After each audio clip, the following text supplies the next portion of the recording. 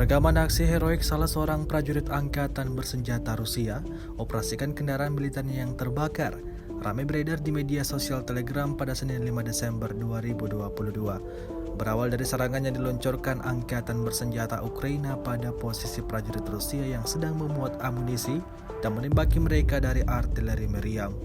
Tampak sejumlah tentara Rusia lari bersembunyi di dalam sebuah rumah dan meninggalkan dua kendaraan militernya yang sebelumnya telah diisi amunisi.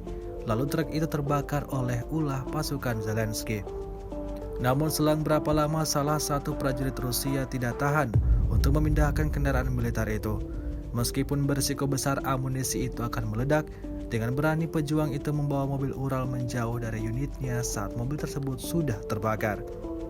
Untuk prestasi heroik ini, sebagian warganet berkomentar bahwa pejuang ini pantas mendapatkan penghargaan tertinggi.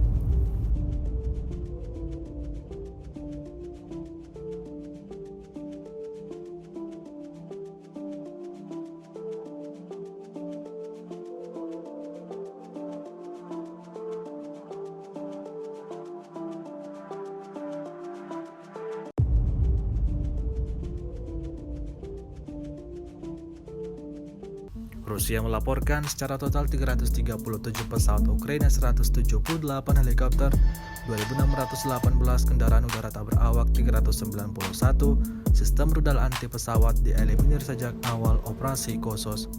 Sementara itu, dari kubu Kiev, Kementerian Pertahanan Ukraina melaporkan 550 tentara Rusia dieliminir dalam 24 jam terakhir. Total 91.150 prajurit Federasi Rusia meninggal sejak awal konflik hingga hari ke-285.